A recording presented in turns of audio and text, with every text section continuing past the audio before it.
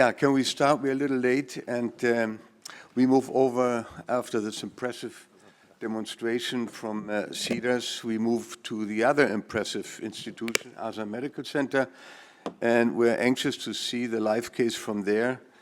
I hope that our friend is feeling better so he can do the case successfully. And in the program, I can see that Kentaro is there to support the team.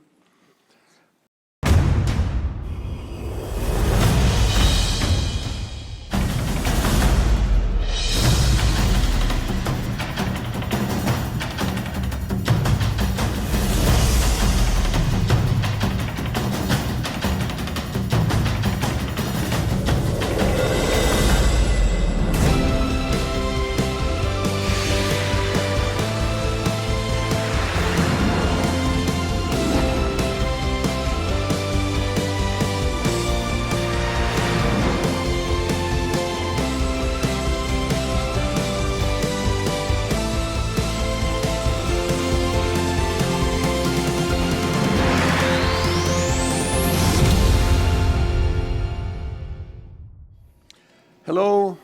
Hello, how are you? Good morning, everyone. Are you feeling good or better? Oh, okay, much better. Good. So we're gonna introduce our very interesting live case. I think this is the first live demo using the Nabito case in South Korea. So I'm D.W. Park from Asan Medical Center. We invite world-renowned expert in TAVR, the Kentaro Hayashida from Japan, and he will support our Nabito case demo. And Professor Jung-Min will support, and our fellow and Soo-Yeon is a standby. So I think this is a very interesting time, educational time to step by step from A to Z and perform the Nabito case from Eberhard. So, and we're gonna start the case presentation, and Dr. Soo-Yeon. Okay. We have a 80-year-old female patient. She was admitted for dyspnea and exertion with NIHA functional class 2. She had a history of intracranial hemorrhage back in 2019, and earlier this year she had traumatic subdural hemorrhage, completely resolved now. And she had a history of breast cancer, and she underwent mastectomy 30 years ago. Next. The patient BMI was 28, and STS score was 5.9%. Euro score was 1.2%. Next. The electrocardiogram showed sinus rhythm with a heart rate of 90 beats per minute with right bundle branch block. Next. Chest X-ray showed nothing remarkable. Next. Next. Echocardiography showed the motion limitation of aortic valve leaflet, and on color Doppler mild aortic regurgitation. Next. LV ejection fraction was 65%, and maximal pressure gradient across aortic valve was 77 millimeter mercury. And transaortic maximal velocity was 4.4 meters per second. And aortic valve area was 0.6 centimeters squared. Next. The CT scan at the level of aortic annulus showed the annulus short diameter was 21 millimeter, long diameter 26. Mean diameter was 23 millimeter. The area was 415 millimeter square, and the perimeter was 73 millimeter. Next. Sinus to annulus area ratio was 1.7, and SDJ to annulus area ratio was 1.3. Next. LVOT to annulus area ratio was 1. Next. And the annulus, there's little calcification in the annulus area. Next. And the total amount of calcium was 77 millimeter cube. Next. And the coronary height is sufficiently high on both sides. Next. And the vascular access is visible on both sides with enough lumen diameter. Next. Coplanar angle was LAO caudal. Next. And the three classic overlap view is RAO, Karl, next. And this is the sizing chart for Sapien 3, next. Sizing chart for Evolve Pro, next. And we consider Navitor, the size is between 25 to 26 millimeter. But we consider 28 Navitor valve. 27, yes. 27, next. And this is the summary of our plan. Okay, could you show us previous slide? So I think this is Navitor, is as already everyone know, this is intra-annular valve. Some different Eberhard is supra-annular, and Navitor is intra-annular valve. And I think some sizing measurement is not familiar to many interventional cardiologists in South Korea. And this patient is 73, the perimeter, and Professor Kentaro, and do you recommend the 27? And is there any tips and tricks and the size selection in Navitor case, and how we decided to size selection? Okay, thank you very much. Actually, this case has very minimal calcification, so we need to avoid the unexpected upward motion. So I recommend the bigger size to have the better oversizing rate. And this case also has the shortest diameter of 25 or 6 of ST junction. And I hope that the valve will be anchored at the level of ST junction as well. And we can also see the very spacious sinus above VALVES. So we can use the 27 for this case. So, and any comment or question from the panel or audience? No, I think that's very nice. Kentaro is there, and he can obviously explain things a little bit better from there than from us. But you know, obviously the panel is feel free to make any comments. You want to know any difference between, or any fundamental difference between Navitor, which is the latest generation of self-expanding valve from Abbott, versus other self-expanding valves? Maybe you can allude to that. Any comments? Yeah, I have a comment.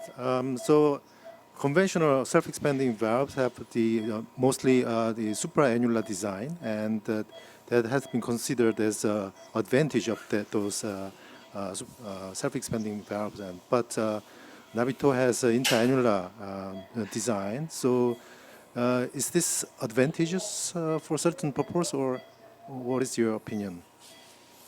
So yeah, you know, it's I think a very nice question. And Navitor is much earlier available in Japan, and Kentaro, you introduced in Japan, Navitor overall proportion approximately 10%. And you know, in Japan, Sapien, Evolve, Navitor valve is available. And on based on your last year experience, and in Japan is the interventional cardiology, which case do you prefer the use of Navitor rather than Evolve system? Thank you very much. Actually, the beauty of Navitor valve is the very good hydrophilic coating. If the patient has very poor iliofemoral access, we prefer to use Navitor valve. And if we think about the better coronary access, the Navitor is easy to negotiate because it's intra-annular valve. And another point is it also has very good hemodynamic performance. And we are comparing the hemodynamic performance between Navitor and Evolve, and there was no huge difference between two valves. So I think Navitor is good to choose, especially for the patient with poor iliofemoral access as well as the small annulus. Yeah. So I think, as you mentioned, Kentaro hemodynamics is similar, and the coronary access is much easier. And based on our prior experience, we experienced 4 and 5 case Navitor, and during the deployment, blood pressure drop down is very rare. And even the releasing part and the blood pressure is very stable. Yeah, so I would like to add a few points, even though from the distance they might look similar, but there are some real differences between Navitor and core valve, obviously also between the Boston Scientific valve, but between the two, the Evolve family and Navitor, there are differences. There are differences in shape. The inflow part is different between the two, intra-annular, supra-annular. Whether or not that will make a difference, only time will tell, I have to say. You know, there are at least some theoretical advantages, but the way the leaflets are being anchored within the Navitor might compensate for the opening area, because that's the big argument of having a supraannular valve.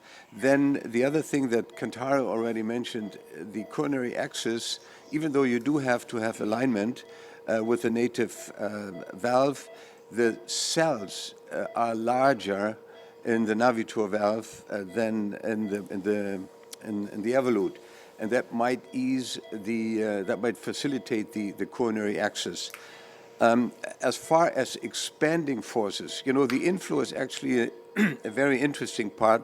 That if you look in details, the inflow of the Evolute is different than the inflow from Navitor. The Navitor goes straight down, and you know the inflow of the Evolute is more shaped like this, which is a difference. Whether it impacts outcomes, we will see. But I think it's a very, very interesting.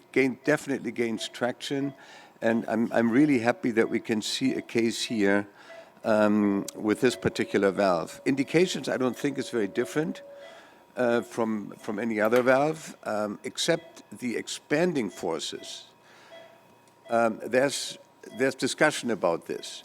The point is that nobody really knows, because the companies will not disclose expanding forces of valves, at least not officially. So what you can do is you can buy a valve and then give it to your competitor, and he can measure. But officially, the expanding forces between the two valves are supposedly a little bit different. In what way, we'll see. But these are just a few comments before you start the case, Duk-Woo. So Kentaro as you mentioned, Eberhard Grube's company did not disclose radial force, and how is a personal feeling? So actually, my personal feeling will be the expanding force of Navitor is a little bit lower than that of because of the less metal. Yeah, but it also enables the very coronary axis. And as far as we performed very good pre-dilatation with the ZMAT with some balloons, and as far as we can exclude the very tough capsule like yesterday, and the Navitor can expand very well. Yeah, okay. I assume you will pre-dilate, right? Yes, absolutely. So 100 case, we should do pre-dilation in Navitor case, right? Dr. Vargas, what would you, the device size, what do you? It's 27. 27 is mentioned by Kentaro, and the calcium volume is not much. 27? This patient is on the basis of the chart is between 25 and 27. And since the patient didn't have much calcium volume, and recommended is 27 much, Okay, we're gonna do pre-dilation. This is the small. In terms of calcium amount, 77 is less than 100, very low, absolutely. Calcium. Even though, and the little calcium as the recommendation is Navitor should do every case pre-dilation. Yes, personally. Still, do you want to do pre-dilation too? Yes, we try to do, and this is 20. For Navitor, it's a must. Must. Yes. Okay, this is the GMAT 20. Okay, okay. Okay, 준비됐지? Okay, patient on. Okay, inflate. Push. Okay, deplete. Okay. Very good patient off. pre-dilatation. Okay. Okay, 20 millimeter. Yeah, 20 millimeter. GMAT alone. Okay, 3, 1 to 3, 1 to 4, why? 3, 1 to 3, 1 to 3. And then we remove the sheath and we use the inline. Okay, 천천히. Okay, 이제 잡고 있을게. So I would call it integrated sheath. Yeah. And it's quite hydrophilic and easy to negotiate with for iliofemoral axis. is peripheral available size is the same for Eberhard. Almost. A little almost bit same. big. One French bigger with the larger balloon, but almost the same. Quite similar. Okay. Okay, this is inline sheaths. Okay, good. And then during the navigator procedure, you don't need any, the fluoroscopic examination, right? So there is no. Okay. Something we do, but not mandatory. Okay. You don't have the heart marker as well. Okay.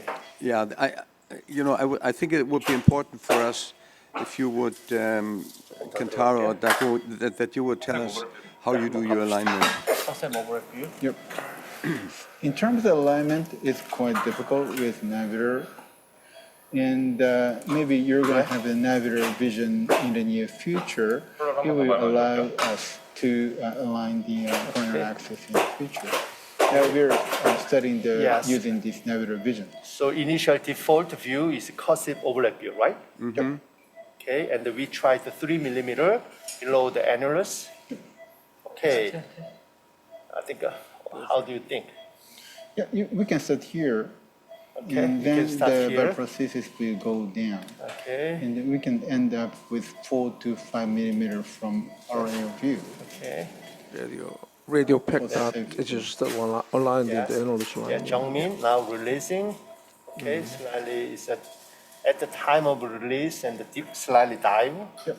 Okay, test. You can allow the device to go down. Maybe can you put the picture catheter to the annulus side? Can you push the picture catheter Q-tap. to Okay. identify the level of Okay. the annulus? 테스트 여기 테스트 한번 해볼까? Maybe Okay. more.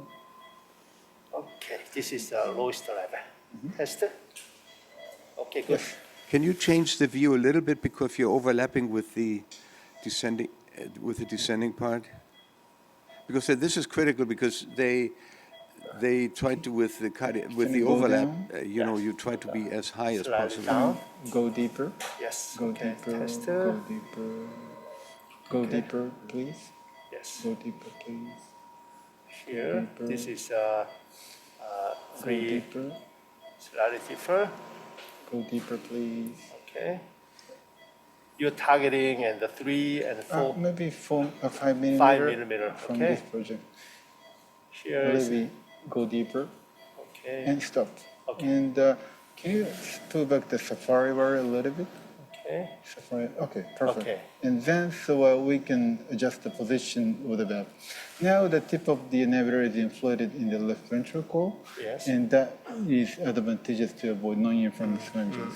So you can adjust. Okay, you can continue the expansion. Okay. Please Test go ahead. release. Yes. Okay, good. Okay, little And blood pressure is you can okay. just pull back to the valve very gently, Gently, or slightly pull back. nothing to do. Okay, You don't need any aggressive maneuver. okay. And you can see the stable hemodynamics during deployment. Yes. And Jimmy, you can continue. Okay, 여기서 잡고 있어요. So Jimmy, can you go to the end to click? Okay. And DW, please keep pulling back the device a little Okay, bit. I, Gently. okay. You Perfect can go to the click. so far. Okay.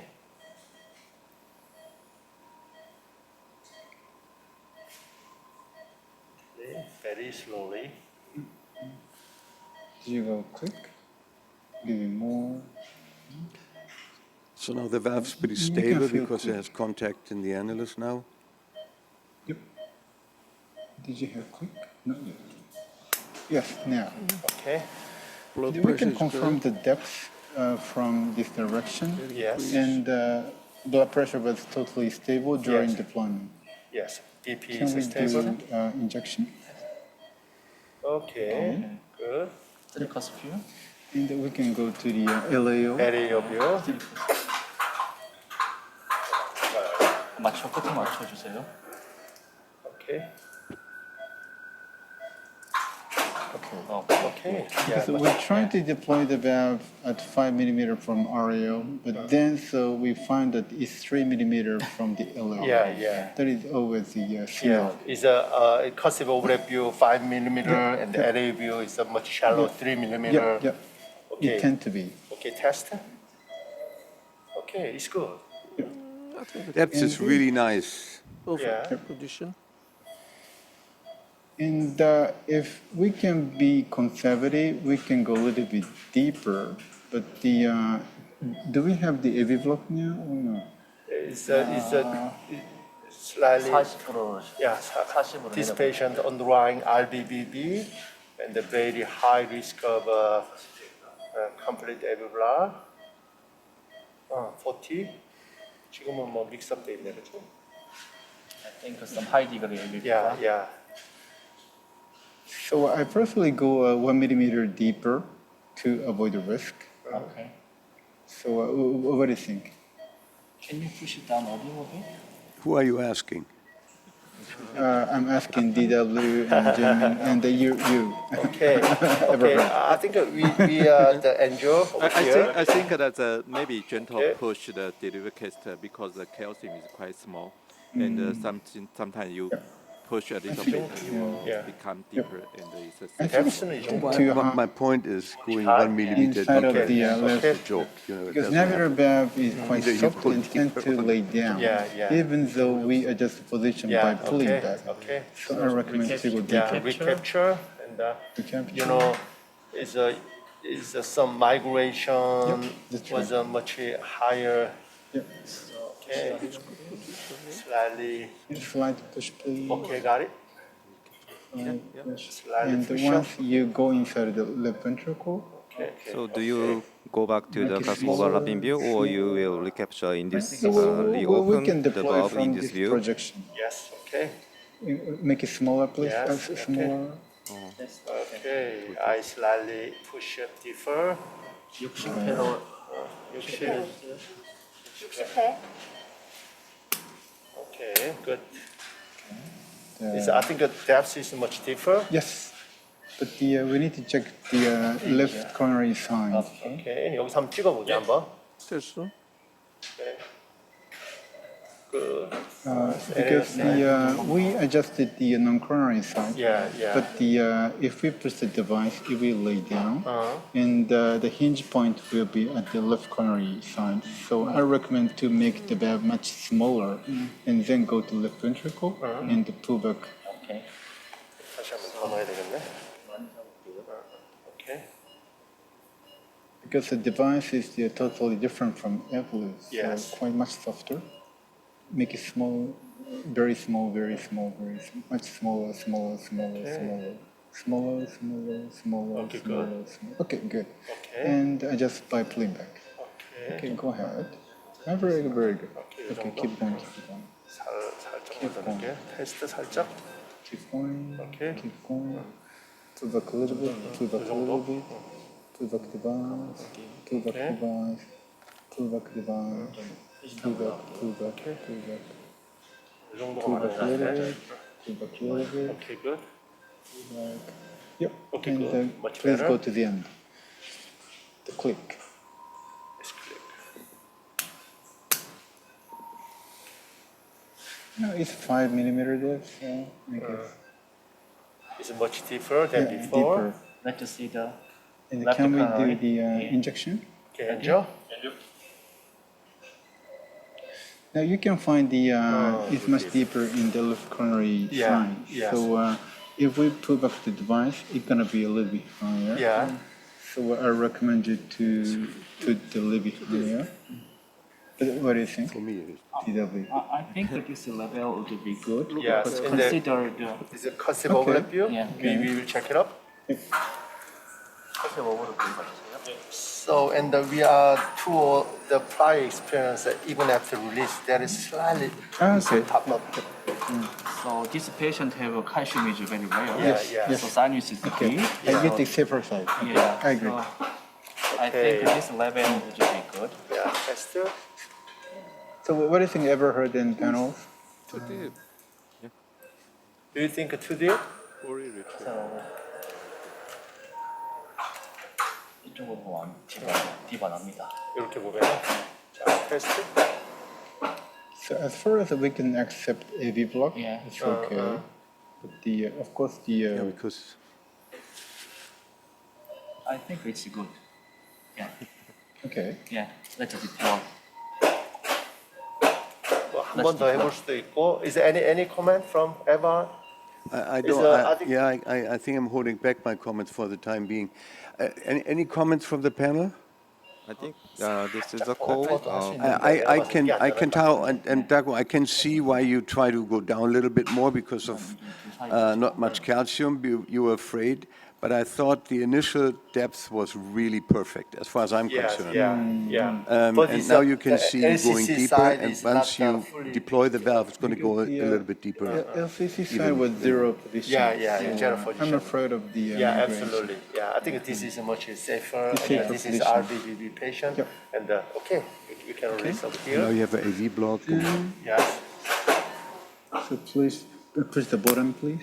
Okay. Push the button, please, and then so you can find the black part, big black part, and small black part just Okay. below the black part. Stop here. Stop here. Stop here. Yes. The problem is the it acts very slowly. So turn 2 tabs and stop, and 2 tabs stop. Okay. And Slowly. because the you didn't touch anything, but the it continues to expand. So Okay, please okay. wait for a moment. No, don't touch the so Okay, please okay. wait. Okay, got it. Why don't you pull back the supply wire? Yeah, sure. Yeah. Please pull back Safari. Thank you so much. Okay. Please. Okay, good. And during deployment, so it's important not to push the delivery system, otherwise it wouldn't be detached from the system. Okay. So then, so you can rotate the 2 tabs. Wait. It takes very much Okay, time. So good, yeah, because it acts like this. It's take us some delayed response. Exactly. And then Okay. pull back the pigtail catheter, please. Pull back pigtail catheter first. Okay. Gently, Release slowly. Okay, good. gently pull back completely. Wire not touch. Yeah, Is we gonna good idea put to the use wire? wire. That is the major difference between Evelyn. Okay, I see.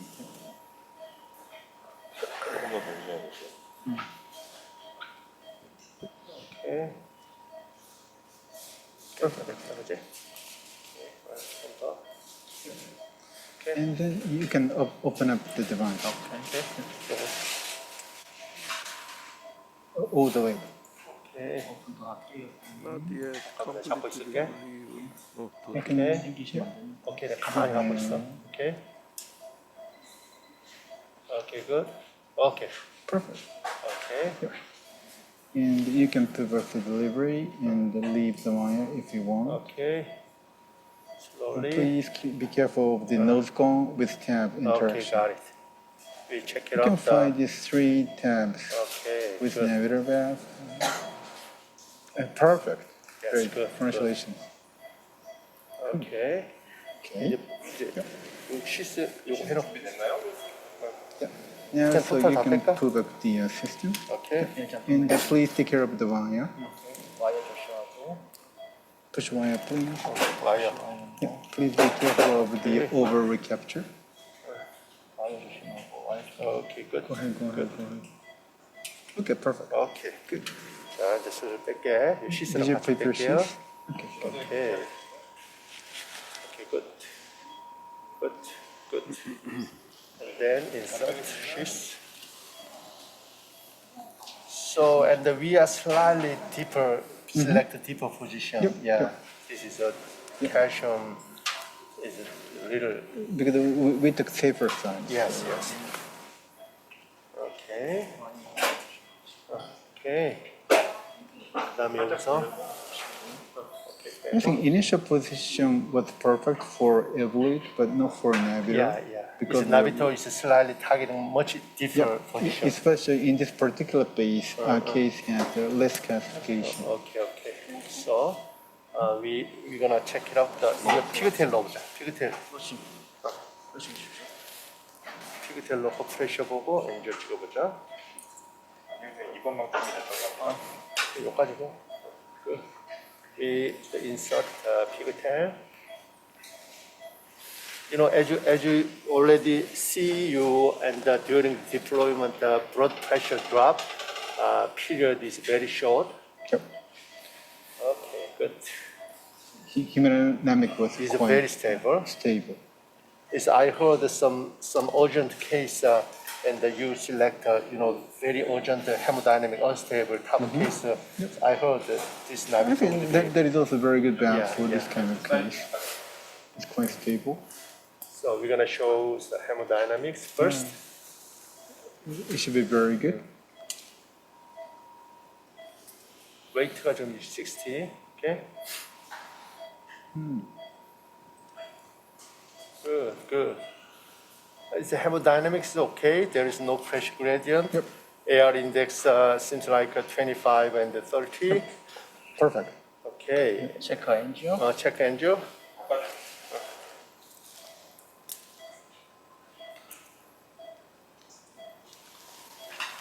Okay, here. angio. 자, 줌 하고. 조금 더 deeper. Okay, angio ready? Ready? Shot. Good.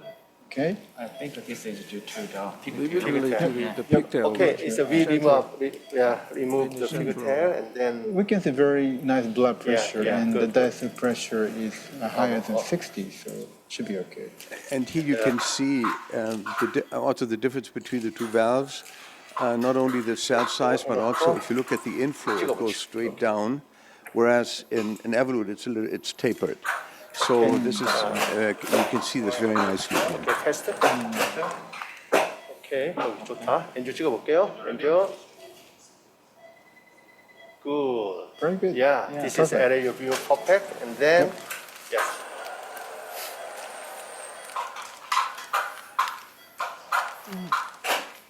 So I have a question about the. 찍고. I usually follow the cover with 커스 모브레 뷰 찍자. the frame is higher, 커스 just 모브레 a 뷰. half of detail because Okay, this is the 커스 모브레 뷰. Good. Oh, very good. Yeah. So, and TVO. there is no AR. Yeah. Cursive overlap view is slightly different than the recommended position. And, Exactly.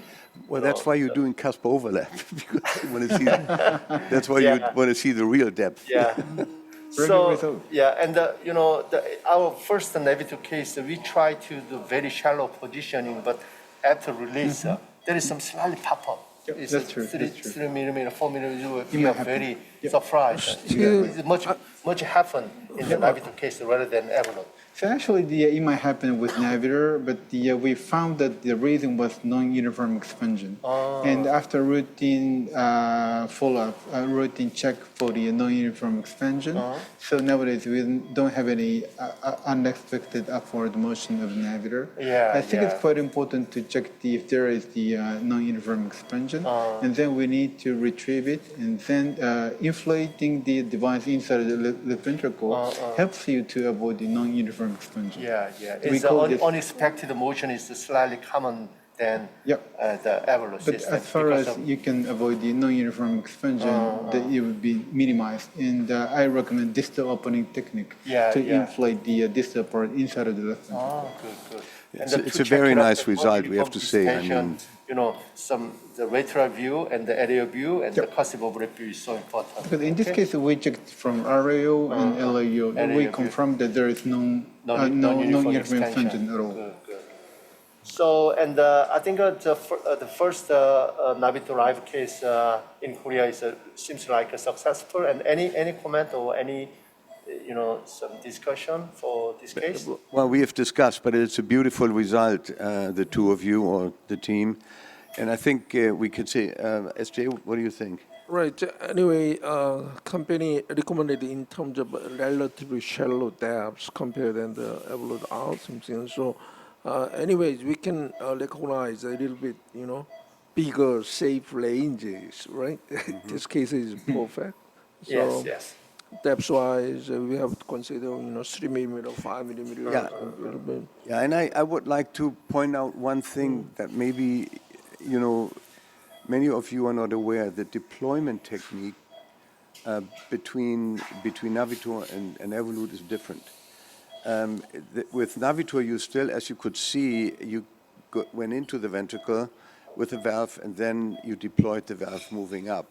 This is not what we're doing with Evolut anymore. We had to re-teach ourselves and relearn that you keep the ring within the pigtail, and then you let the valve move down slowly in order to avoid the contamination, if I may say, with the membranous septum, which brought the pacemaker rate down.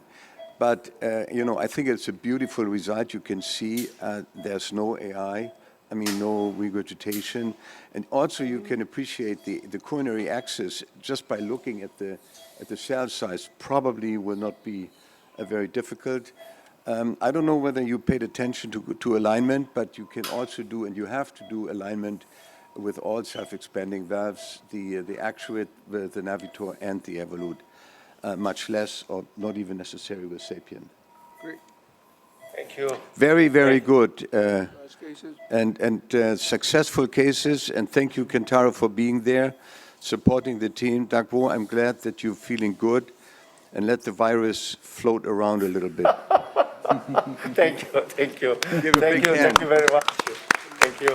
Thank you, Kentaro. Very nice. Okay, Oh, Yung-Min. Good morning again. So I'd like to start our second case live demonstration. Dr. Faisal will introduce our second case. Thank you, Professor Han. So our patient is an 80-year-old male who was admitted with dyspnea on exertion, NYHA functional class 2. Next. He has a history of dyspnea on exertion for the past 3 months. He's known to be hypertensive, and the calculated STS score was 3.5. Next. EKG showed left bundle branch block with first-degree AV block. Next. Chest X-ray shows cardiomegaly. Next. Mean gradient was 58 millimeter mercury, and there was a slight dilatation of the ascending aorta. Next. Additionally, you can see there's leaflet motion limitation and thickening of leaflets, as well as severe AR. Next. Next. Ejection fraction was 57%, and Bmax was 5.1. Next. You can see there's torrential aortic regurgitation. Next. The patient's annulus size is 640, and his short diameter is 25.6. Next. Additionally, the sinus of Valsalva to annulus ratio was generous enough at 2.53, and the STJ to annulus ratio was also generous at 1.77. Next. LVOT ratio to annulus was on the lower side. Next. And he had an extensively calcified aortic valve complex with a total calcium of 1,888, predominantly around the RCC and NCC, where you can notice a big calcium chunk. Next. Next. The coronary height was sufficiently high on both sides, and you can see on the left coronary artery there is calcification of the coronary leaflet, but the risk plane is quite high, so we're not going to go with protection. Next. And access, we did not have any issues. Next. We will go with a 29 millimeter Sapien at nominal pressure. Next. Next, this is the Evolut Pro, and we will go at 0.8% oversize. Next. This is our co-planner view. Next. And this is our final plan. Okay, this is another very calcified aortic valve, very severe calcified AS case. Right. So yesterday case is calcium volume was 1,300. Today's case is 1,900. The very severely calcified aortic valve. The difference between two cases is that this case, thanks to the combined aortic regurgitation, the complex looks bigger than yesterday case. Yesterday case is a very small annulus combined with the severely calcified aortic valve, but this case is a bigger sinus, bigger annulus, plus very severe calcification. Right. Great. So do you have a... One of the extreme cases, right? Yeah, right.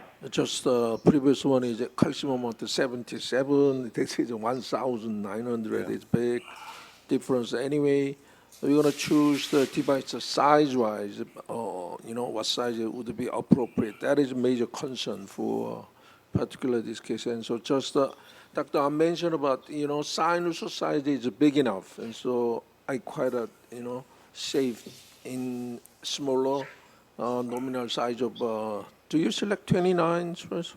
Yes, 29 nominal. And nominal? Yes. Also area percent? No oversizing. Oversizing is almost same, right? Yeah. 0%, all right, great. Yeah. 29, 1%, right? Okay. Do you want to recommend the 1 cc less? All right, it's a practical point of view. Why not? Yeah, 1 or 2 cc on the field, and we're gonna make 2 cc of uphill, something like that, and that's the way. It's up to you. 2 cc. Yes, I'd like to reduce the 2 cc in the volume. So another problem is the big sinus. Good. Because of a severe AR, wire passage is easier than before.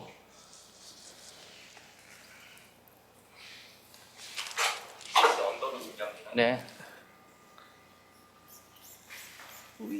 Eberhard, we have this kind of algorithm of area oversizing. So this is really very delicate one. 1 cc of uphill, 0.5 cc of uphill can make sometimes big difference. Yeah. So just I mentioned about if you don't have this is kind of algorithm ideas, size-wise, a small one just select 23, big difference. I think definitely we need a pre-dilatation before valve implantation. Yeah. Do you agree? Agree that one. So do you have any, rule, any criteria for? So yes, initially we pre-dilatation would be the routine for all patients, but nowadays instance of pre-dilatation is getting very limited, particularly patients with a high calcium volume. In my criteria is around 600 or 700. Sure. So this patient around 2,000 calcium volume is a very significant calcium, angiographically very significant calcium. So definitely, I think we need a pre-dilatation. Dr. Han, I'm Young-Guk. So as you presented, this patient has a large calcium burden. In such cases, do you do cerebral protection or? Yeah, what is your opinion about that is a very important question. So previously, we already measured the subclavian and subclavian artery for the cerebral protection device, but the anatomy is not suitable for the cerebral protection device. So unfortunately, we cannot ready for cerebral protection device. Okay. So could you? This is a hemodynamics of a patient. Can I ask the panel whether pre-dilatation in this case with the sapien would be a must, or is this just because you see a lot of calcium, you believe that you can make the implant easier? I just implant because AI, so there's no hemodynamic sequel after the valve in, so just deploy and see what's push it out. And then maybe you can do a post-dilate or just flip. Interesting. Any other? Flipping, I won't do the pre-dilation. 됐어. 그냥 줘. All right. 매장하지 말고 Anyway, 그냥 이거 세 장만. large volume of 세 장만. calcium. You've seen just the last four cases. Sometimes we cannot cross over the valve itself, and The reason is because of AI, so I see the echo right, level the hemodynamic abrupt AR can make some. All right. However, in previous Nabito cases, calcium amount 77, still they recommended pre-balloon dilation. So what's difference? Actually, radial force concern, In so Nabito, retinol, self-expanding, as much as we need a pre-dilation. In any case, it's large volume, small volume. However, Sapien, it will be different, just strong, radial force. And so in small calcium, we don't concern about, pre-dilation, just inflate. Yeah, exactly. All right. Balloon, please. Yep. I also think that the reason that we do predilatation for the self-expandable and balloon expandable are different. For balloon expandable, it's for the passage of the catheter. For self-expandable, it's a modification of the calcium in the valve. So the size is different, the reason is different. That's why we use a smaller balloon in these kinds of cases for balloon dilatation. So balloon for Yes. what size? 22. 22. So as you mentioned, Dr. Kang, the purpose of pre-balloon is different between the self-expandable and balloon expandable. Balloon expandable valve is similar to the pre-deal in the coronary stenting, just to facilitate the device delivery, so to avoid the catastrophic event. So we'd like to select the smaller balloon. 자, 준비하고 facing on. Inflation. Deflation. Section off.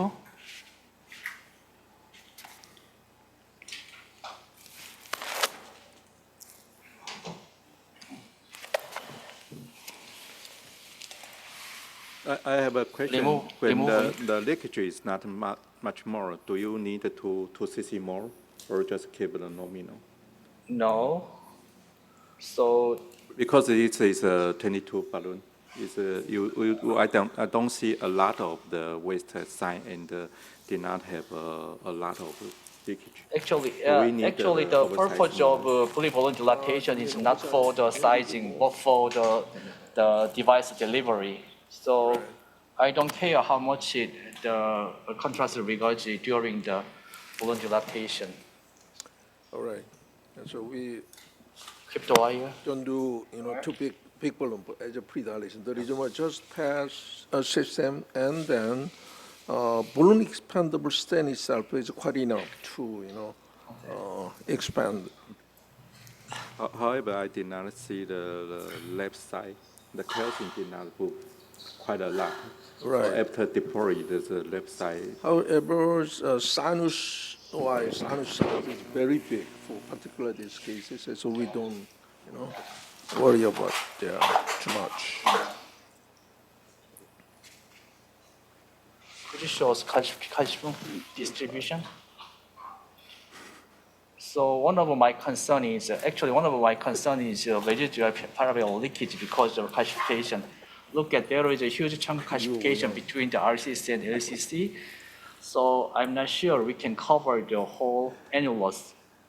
So there is a high chance of residual parallel leakage between the whole space between the RCC and NCC.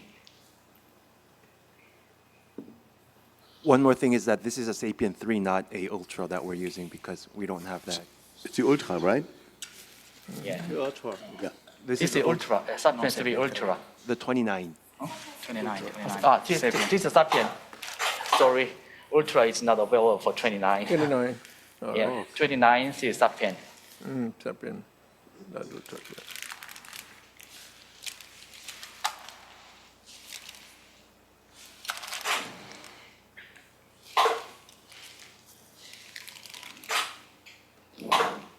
Good. Perfect. Oh, thanks. Easy to pass.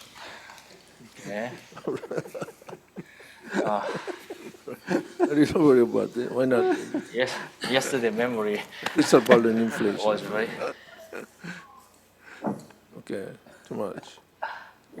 Test.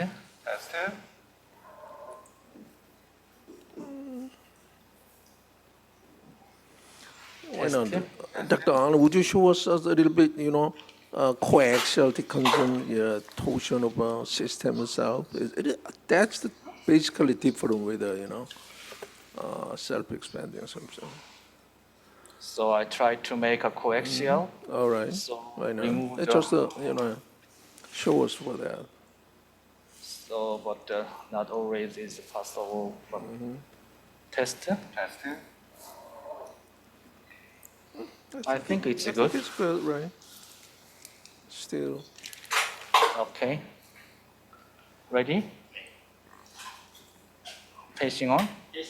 No, stop. No. Jump into the LB. Oh, jump in makes a better coaxial. No problem. Anyway, ready? Face on. Contrast. Okay, inflation. Okay, perfect. Inflate fast. Inflate. Okay. 1, 2, 3, 4, 5. Deflation. Facing off.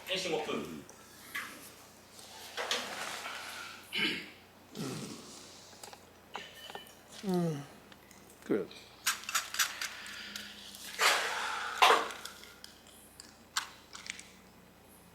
Jung-Min, SJ Yeah? took a deep breath. Yeah, because of very heavy calcification, the movement during the inflation of device is not very unpredictable at this moment. Ready? Why is to the anyway? Almost perfect. So you release the wire, LV wire. All right, good. Further, and then Ready? Diastolic pressure is around 50. Are you happy, SJ? So yeah. So Maybe- I think that we need more. All right, so we need a, forward, 2 cc's more. 1 cc overfill. Right, we're gonna see what's happened. All right, I'm really. So Look at because this. It's heavy very calcification small. between the RCC and LCC, that is to be 1 cc, 2 cc, right? 2 cc. All right. The meaning is this is not ultra, and so we're gonna make it a little bit bigger rather than ultra. That is why. All right, a little bit alone. So we're gonna make some changes. Ready? 컨트라스트 필요 없고.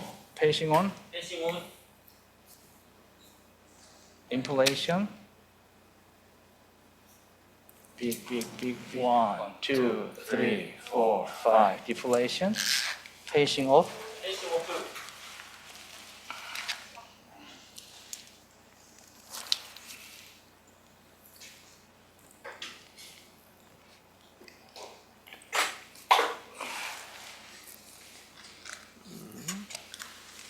Okay.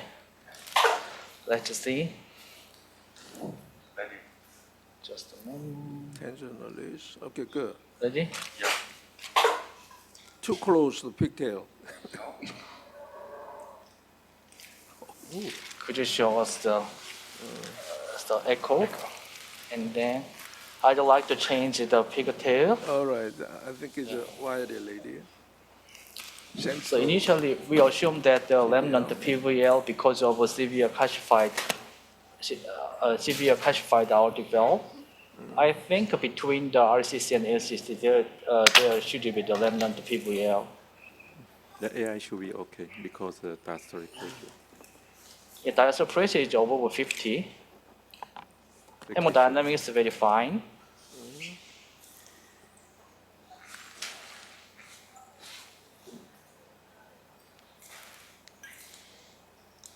So sometimes pre-existing AR is very preventive advantage for patient because one study showed that there is pre-existing AR, the mild or moderate PVL is very acceptable, also not associated with the patient long-term outcomes because our LV is already remodeling due to the AR. But there is no AR pre-existing, so LV is a very hypertrophy and small cavity. Even small PVL make the patient life, affect the patient long-term survival and event rate. So it's very trivial. PVL concern is not true. We have some PVL. Yeah, some PVL maybe between the RCC or NCC. Too much calcium anyway. Yeah. So anyway, our registry data analysis is clearly shows just only one factor related with the PVL is calcium amount, right? Calcium is the most important thing. And area of size and what size, that is the second one, and permanent pacemaker, and also just two factors. And so I already removed the pacemaker. Very nice. Yeah. Yeah, so based on the hemodynamic evaluation tracing, AR index is above the 30%, definitely. Diastolic pressure is around 60. So I think hemodynamically that this result is very nice, more than acceptable, wire I related think. to AR central mainly. Yeah. So wire, please. No, soft wire. Termo.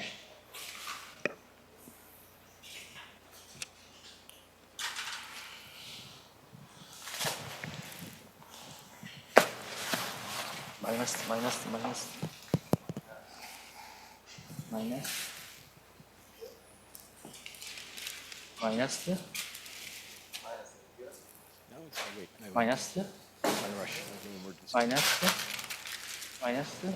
Inflation 하는 거좀 볼게요. 마이너스.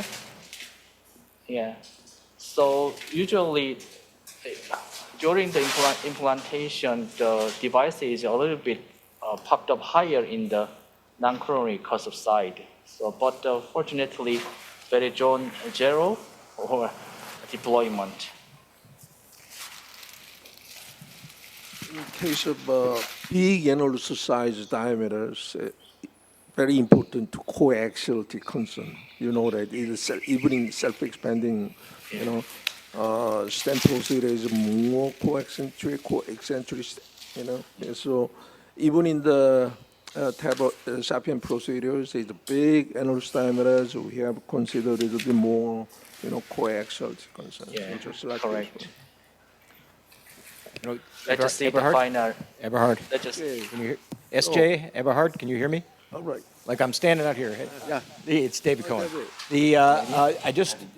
This case brought up, something that's just getting started now. So we've been doing some research at St. Francis, and I know that the company is interested in the possibility of using something like shockwave to sort of loosen these very, very dense calcium deposits to make it easier, perhaps to seal it up. And I wonder what you think of that. We've done some work in cadavers, just applying the shockwave to it and seeing what happens on micro CT, and see some fairly interesting results. So I think there is going to be at least some experimental work done to try to demonstrate that, and that eventually that might be a good approach for something like this with such a high calcium score where you are very worried about PVL. It's just a thought.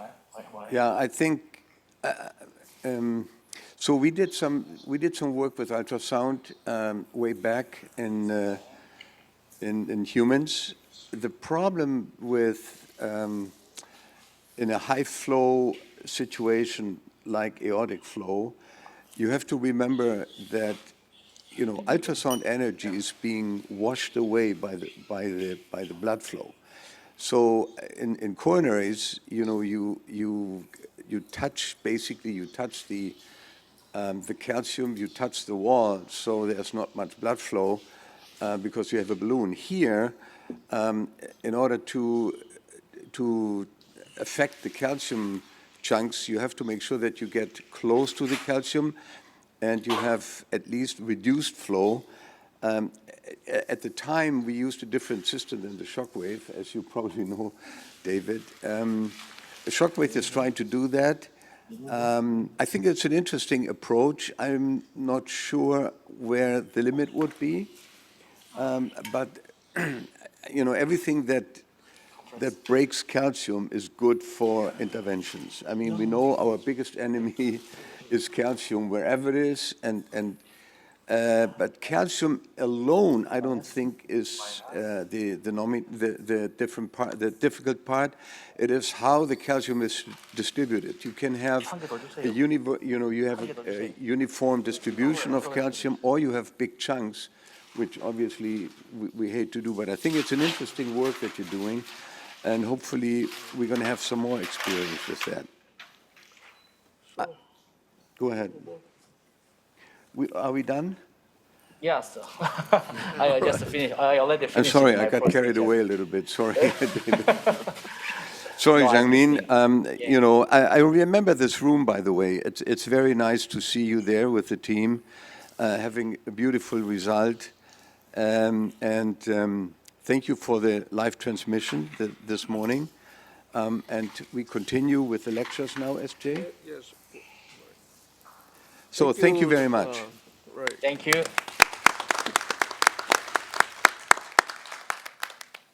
Yeah, the next is Karl. There he is, from Australia, and he will be talking about doing something about the small annulus, optimizing TAVR for small annuli. Thanks, welcome. Eberhard, and thank you, Professor Park, for the invitation again to your wonderful meeting. So the brief I was given was optimizing TAVI, specifically for patients with small annuli. These are my disclosures. So why is there a need to optimize when we know that TAVI works very well? I suppose we learned from other jurisdictions, particularly in the US and maybe even in my home country, Australia, where younger patients are having TAVIs and TAVIs will be outlived by the patient. So we need to think about durability, optimized hemodynamics, possible future options, and possible TAVI and TAVI or explant even. So there's a lot to think about still in 2024. When we talk about small annuli, obviously it's not possible to avoid talking about SMART, the SMART trial. I see Professor Park already highlighted some of these points yesterday. But in the surgical world, the definition of a small annuli seems to be a bit more defined. We also know from Kentaro and Yosuke's paper 10 years ago, we know that in Asians, the annulus is usually smaller. But what is the actual definition for small annuli in TAVI? With the SMART trial, we seem to have gravitated to this idea that the area of 430 is a small annulus. This may well be the commonest annulus, I presume, in the Asian population, but it's very interesting to see that a Medtronic controlled trial would use an area as a cutoff because usually, as you know, the sizing is based on perimeter. And this has led to the controversy about whether there's some bias in the definition as well as selection and construct of the trial. And as Professor Park highlighted yesterday, there's a higher usage of a larger valve in the Evolute arm than SAPIEN. We should look back at what we already know about small annulus, which is data, the reference publication from Becky Han in terms of the expected echo gradient from respected design, respective sizing. So if you look at the sizing for the SAPIEN at the top half of the table, you can see that with each iteration, they've actually given away some gradient. If you look at the SAPIEN that some of us used when in our fellowship, the 22, 24 French system, the gradient was single digit for a 23. But as we moved on to newer iteration, there seems to be a low teens, somewhat acceptable at least, or at least what's in real life in terms of the gradient. But this hasn't happened to the Evolute or core valve platform. There are other issues associated with a small annulus other than just higher echo gradient, which is that of obviously smaller root, lower lying coronaries and smaller peripherals associated with a small annulus. Small patients, smaller, everything really. So we can learn from our surgical colleagues in terms of how to improve hemodynamics perhaps.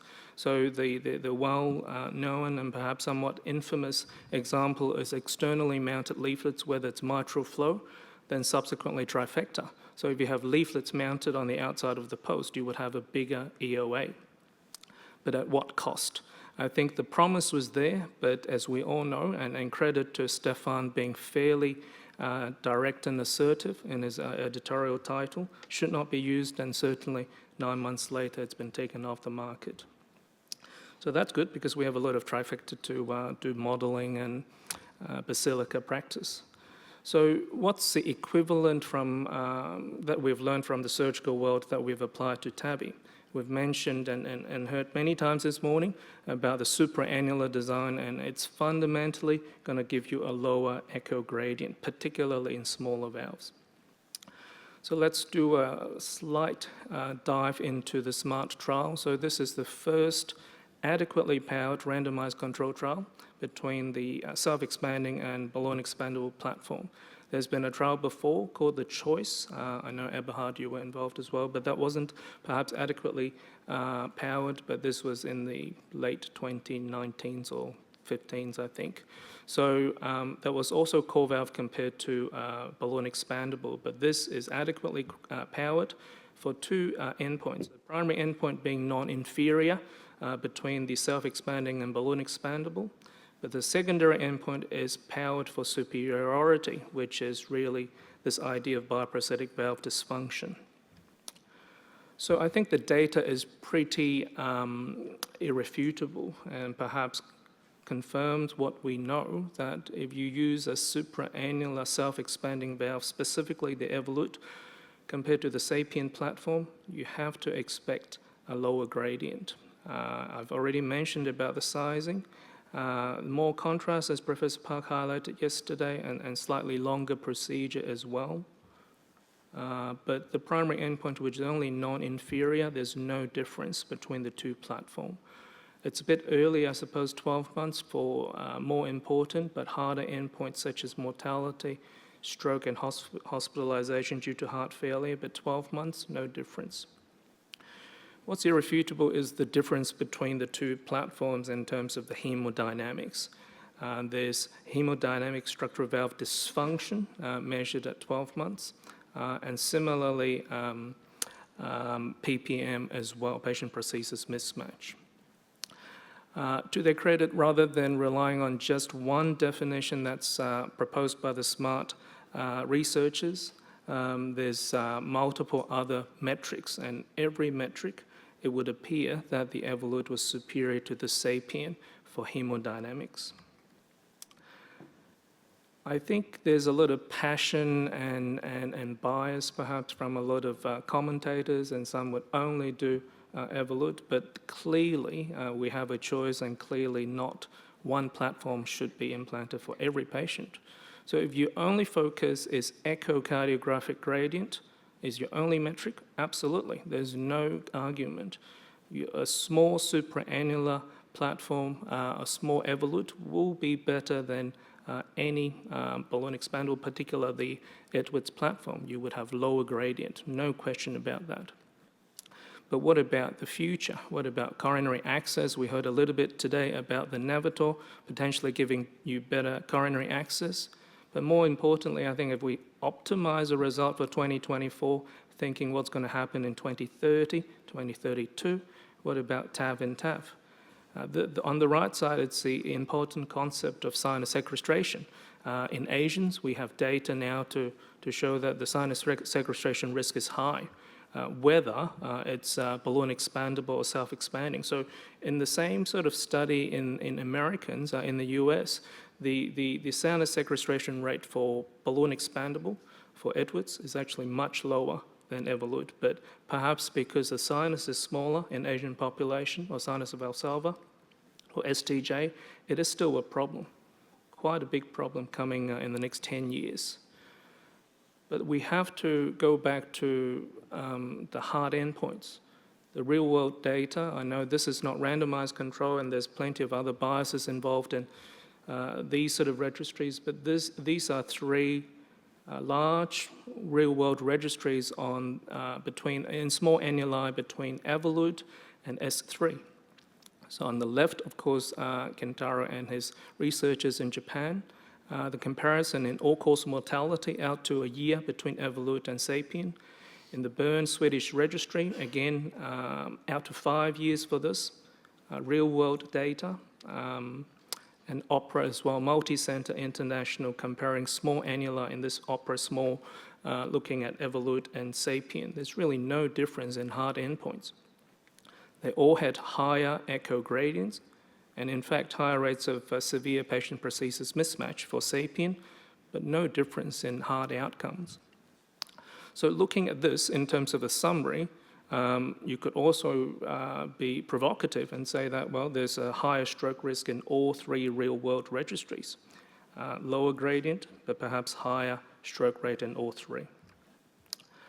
And what about, I think we mentioned this yesterday, for those of us who use both and perhaps have a particular preference for one or the other, these are important questions to ask. How come there's such a high paravalvular leak rate with balloon expandable compared to self-expanding in SMART?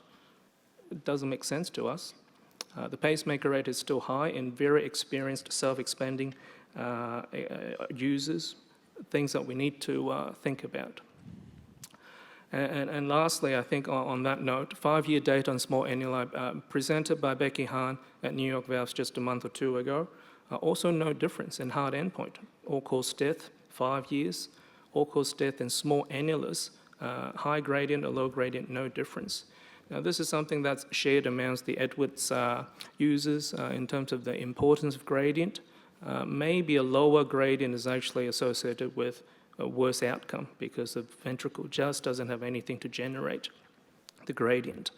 We also recognize that the invasive gradient is very different to echo gradient, particularly for small Edwards platform. The echo gradient is always significantly higher than invasive gradient. I thought S3 Ultra Recilia is now in Korea, but maybe that's coming. But there's a change in the design. I've highlighted before how the Sapien has gotten higher and higher gradient over generations, but you can see with the improvement of the S3 Ultra Recilia, there's a lower gradient, and in fact, if you look at the right of the screen from Japanese data, there's a significant improvement in 2023. And likewise in the American registries, again, 4 to 5 reduction in the smaller Edwards platform. But this is not all about, one being the only choice. There's improvement coming, there's the FX Plus, so theoretically there will be easier coronary access for supraannular valve, more, if not expected, coronary alignment, a commercial alignment, and maybe this will help TAV and TAF in the future, or at least will give us the option for leaflet modification that we can't have if it's not aligned. And maybe to optimize current result, we need to place it a bit lower. If the membranous septum allows, in such a manner that we can allow for TAV and TAF in the future. I did want to add another point to all the expert opinion about Navitor, maybe even Navitor Vision.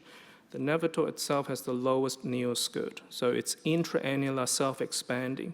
So if you have to use a self-expanding platform and you want to have potentially better TAV and TAF feasibility in the future, the Navitor could be considered for this benefit. So in summary, I think to optimize TAV in small annuli in 2024, if your echo gradient is the only thing you care about, that you want to refer your referrer to appreciate it, well, self-expander is by far definitely better. Okay, but if PVL is the endpoint, perhaps balloon expandable, there's still a benefit, except in the SMART trial, interestingly. If invasive gradient is the endpoint, perhaps we need another trial where we can actually compare apples with apples. And then lastly, perhaps we need to think about the future, coronary access, the valve choice, and maybe to have a commercial alignment and lower placement with FX that will allow us for TAV and TAF. Thank you very much. Karl, that was an outstanding presentation, very well balanced and very instructive. Thank you very much. Great. Next, are you? Okay. Joon Bum Kim is from Asan Medical Center. He is cardiac surgeon. So he will give us a minimally invasive aortic valve surgery. Dr. Kim, please. Thank you very much for inviting me to this wonderful meeting. I'd like to talk about minimally invasive aortic valve surgery. Cardiologists regard surgery as very invasive, traumatic, and insulting to patients. But I'd like to show you some nicer side of surgery today, briefly. So this is the landmark trial, low-risk TAVR versus surgery. AVR show that TAVR actually better, and this is very disappointing to surgeons. But when you take a look at the surgical details, we have conventional full sternotomy AVR, and we have several more options, like upper hemisternotomy, which involve a little bit of splitting of sternum. But instead of this traumatic surgery, we also have a smaller and very less traumatic incision, just entering through second or third intercostal space without breaking any bones or blood vessels. When you take a look at the low-risk Evolute trial in detail, almost 19% of the patients in the surgical arm underwent right mini thoracotomy approach to have surgical AVR. In this particular set of patients, the outcomes were very nice, comparable to TAVR in any hard and soft endpoints, and this is a very unique feature in the surgical arm that was much better in terms of any of the outcomes, including heart failure, hospitalization within 1 year. So I guess RAT, right anterior thoracotomy AVR, is pretty reasonable approach. And when you take a look at the length of stay, surgical AVR showed longer stay, but within the surgery, the minimal incision showed shortest length of stay, and quality of life after 30 days of procedure. TAVR was very nice to recover the quality of life immediately after intervention, but RAT AVR was almost comparable to interventional treatment as compared to other two surgical options, which had a full sternotomy or partial sternotomy. So as a surgeon, I guess this is the nicest the approach to treat patients surgically. So this is my routine, and I don't select patients to do this procedure. So this is very easy, and you cardiologists can also do this. Just cut and lay. You don't have to break the sternum. You don't have to cut the cartilage or ligate internal mammary arteries. But the only thing that you should do is open the pericardium. Then the ascending aorta is visible. Then with a number of tricky exposure techniques, you can get access to the aortic valve and then get rid of aortic valve completely. And then making stitches are pretty straightforward and nicely viewed. And then you can do everything that can be done by a full sternotomy approach. But you don't have to see the heart during the surgery. This is very nice, and only 5 centimeter incision is required. And you can engage the aortic valve. A conventional aortic valve is engaged. And then recently we switched from hand tying to automated tying to reduce cardiac ischemic time, which is very comfortable to use and save time. Cardiac ischemic time is reduced. So this is everything about surgical LVR. So in this particular patient, procedural outcomes were pretty nice with only 1.5 hour taken from skin to skin closure, and then aortic clamping time was as short as 30 minutes, and pump time 52 minutes is actually better than conventional LVR, and postoperative course is pretty nice. And in Asan Medical Center, we have seen growing number of patients receiving lesser invasive incision, and the red ones indicates the right anterior thoracotomy, which is the minimal incision.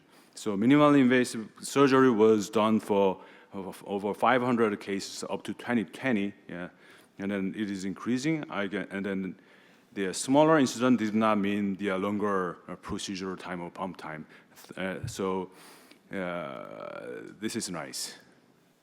Conversion rate from mini sternotomy to full sternotomy was 0.4%, and right anterior thoracotomy to sternotomy was 3.2%, but it has improved to coming down to almost 0% in recent years. Mortality rate for surgical AVR was 0.3% for minimally invasive, and then I guess this is pretty high bar even for TAVR, and conventional one had 1.2%.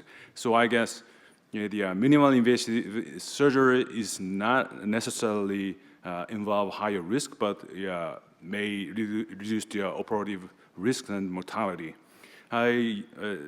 Several days ago, to prepare this the presentation, I found out this Japanese national data published in Japanese Society. Hosobaso is one of the co-authors, and then I really liked it. So in this picture, they included 2021 minimally invasive cardiac surgery data. In this data, there were almost 1,000 cases of minimally invasive aortic valve surgery, in which isolated IVR was 80%. And interestingly, the 30-day or in-hospital mortality was only 0.5%, which was much, much better than American average surgical AVR as well as Korean average. So I guess this is reproducible and generalizable in the real world setting. And this is the last one. And then there are a number of publications on minimally invasive AVR, but I guess this is the strongest one that only involved RCT data or propensity score matching data that included 27 studies having 16,000 patients to compare among minimally invasive AVR, conventional AVR, and TAVR. And then when they compared between conventional AVR and transfemoral TAVI, outcomes were pretty similar across long-term follow-up. But in detail, the TAVR was actually better and up to 1 or 2 years after index procedure. But when you compare the minimally invasive AVR versus TAVR, this is too good for surgical AVR. Minimally invasive surgery was much better in terms of survival, even better than TAVR. So this is a summary. The minimally invasive surgery was better than conventional AVR significantly, and also significantly better as compared to TAVR.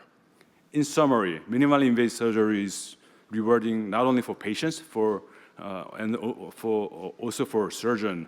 And then with several technical tips, minimally invasive surgery can be performed safely and efficiently, and large-scale observational studies and meta-analysis suggest that minimally invasive surgery may result in best outcomes in the treatment of severe aortic stenosis. Thank you for your attention.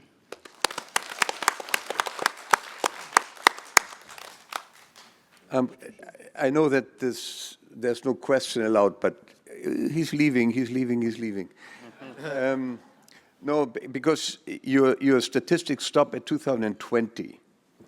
I'm wondering, given these positive outcomes and positive results, have the numbers between 2020 and 23, for that matter, increased or stagnant, or what is the situation? Yeah, it has increased significantly over time, but I was lazy to add up the information recently, and then additionally, I spent a year in California as a sabbatical year. So I am the most rigorous one to do mini thoracotomy approach, and then I came back, and then we're gonna reignite the minimally invasive AVR, and then I'm looking forward to seeing the great picture.